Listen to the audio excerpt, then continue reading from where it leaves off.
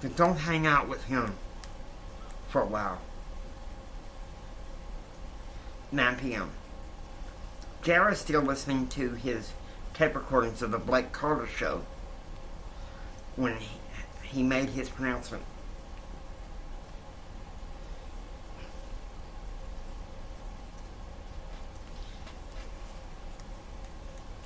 We're going to skip that. Go on to February 4th. February 4th. 1 a.m. Elizabeth wakes up after 5 hours of sleep because she can't sleep. She's having abdominal cramps again, so she reaches for her tonic at the bedside and turns on the remote to watch country music videos.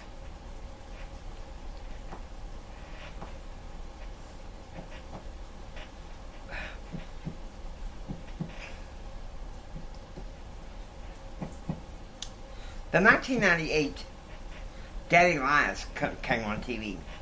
It's a song about a father who womanizes, but yet expects his daughter to live a modest life. 6 a.m. J.R. wakes up in his dorm room. Kevin McDonald walks in. Man, Junior, you have 2 days worth of dirty clothes falling off the side of your bed. Let me help you, Kevin McDonald said.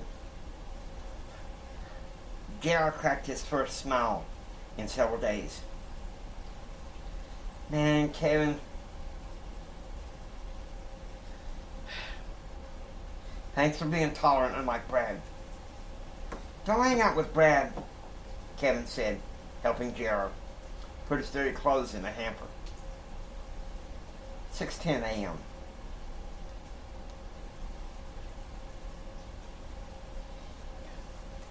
Some limousines arrive at the hotel to take the Hendrick party to the airport. The first shift limo was to take Jim, Claude, and Betsy straight to the private jet where they would go to Houston. The smaller one was to take Becky to the airport to check in for her 9 a.m. United Airlines flight back to Midland.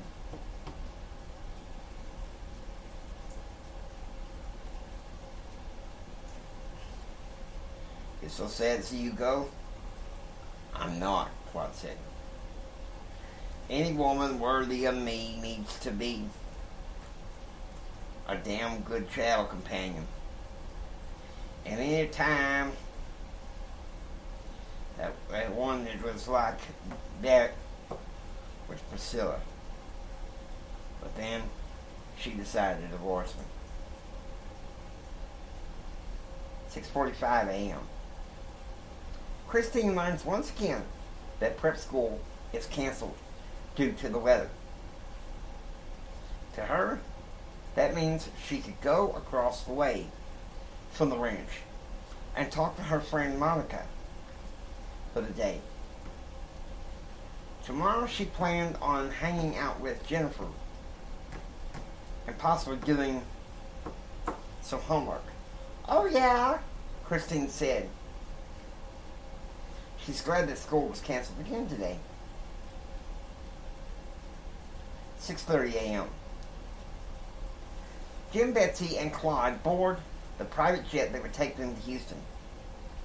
Jim had trepidations when he learned from Claude that Greg Sanders was flying in from D.C. with his new girlfriend to meet them in Houston. But Claude assured him that this was a ploy to get Norma back, who's leaving for Boston tomorrow to cover the Clinton campaign. 7 a.m. The private jet departs from Austin to Houston. Meanwhile, at Crockett House, JR is having lunch with Kevin McDonald. How many times, Junior? Kevin asked. How many times for the sake of your friendship with Brad, are you going to roll over and play dead? He wasn't always like this, Kevin, Jared said. 2 years ago in community college, he went out of his way to hang out with me. And we were almost inseparable. But suddenly, ever since he'd gotten involved in that Cabot Economics Club, oh boy, he's a superior man on campus. Mr. Superior Headache. More like it, Kevin said. The thing is, JR, I think you've known all along. Just haven't wanted to admit it.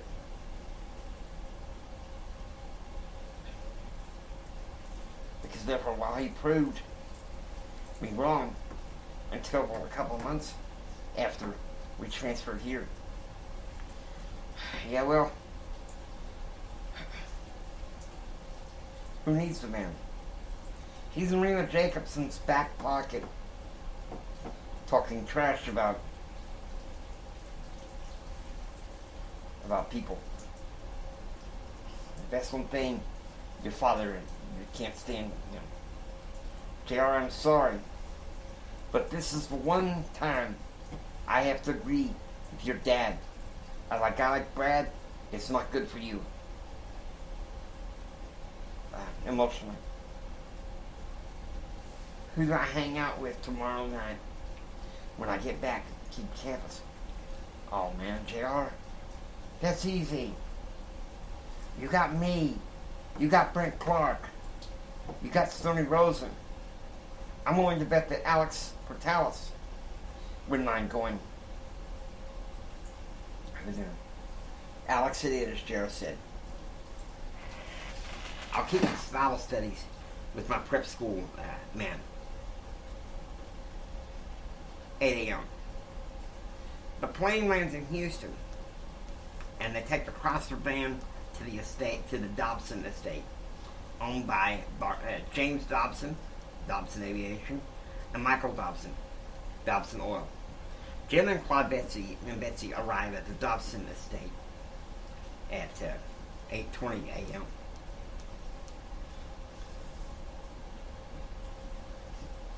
The only one that's home is Sandra, who has just come back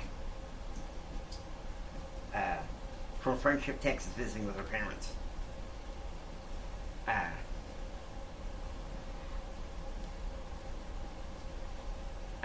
Mike, one of the servants, brought their luggage to the second floor.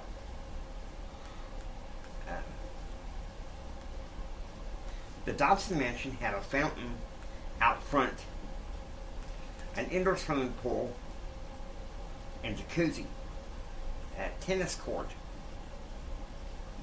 4-car garage, 2 living rooms, and 2 man caves, 2 home offices, and 9 bedrooms.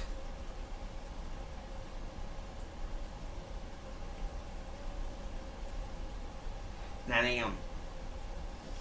Jared is in business and professional communications class. Professor Diedrich gives a 30-minute lecture on the guidelines for their term paper.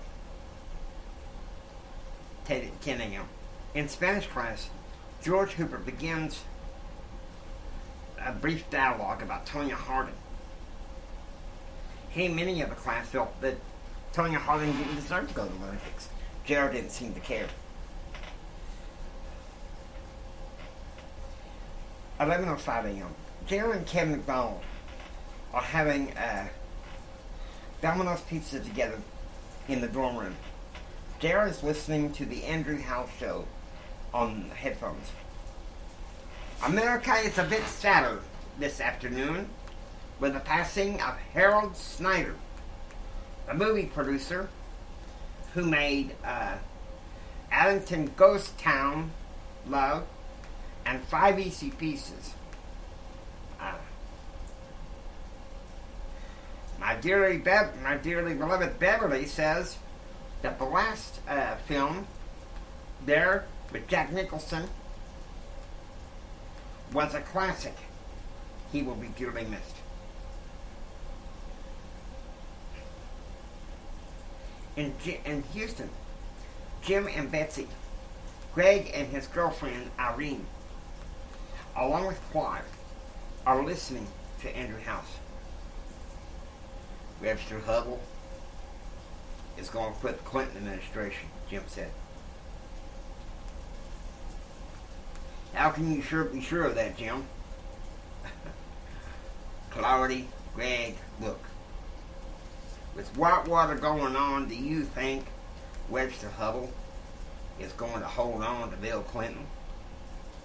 What I'm saying is that the Whitewater debacle's going to bite the president, Jim said. But yet you're still accepting the Clinton appointment, Greg said. Clinton needs reining in. Irene? Jim asked. He certainly does, Irene says. I'm divorcing my husband because he was caught with some co-ed in the Clinton White House. I don't know. I actually thought Clinton was in demand, Greg said. Let's agree to disagree, Jim said. Or agree to agree, Claude said. 3:35 p.m. Jared's in his dorm room listening to his government book. Meanwhile, in Houston, the main man of the house, James Dobson of Dobson Aviation, comes home to meet his guests. His son Michael was seeing to his two kids and his wife. He would be leaving at 4 to go to a large offshore drilling ship where he would oversee the crew at night. 5:05 p.m. Jared was listening to the Blake Carter show when he made the pronouncement. Webb Hubble admitted his resignation to President Clinton today. Seems to me the news has reached that a federal grand jury has indicted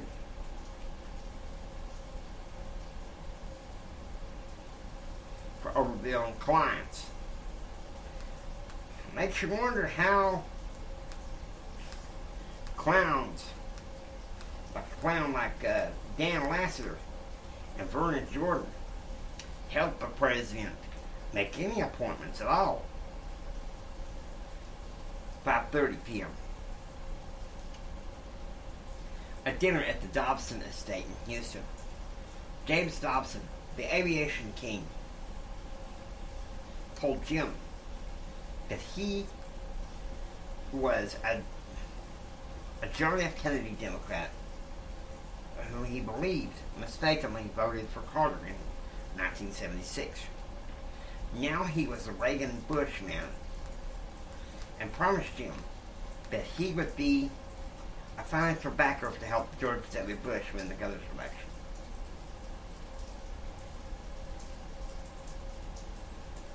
Birth control, abortion, and gays in the military is what ruins me with the Democratic Party. Not to mention some of their crazy economic policies,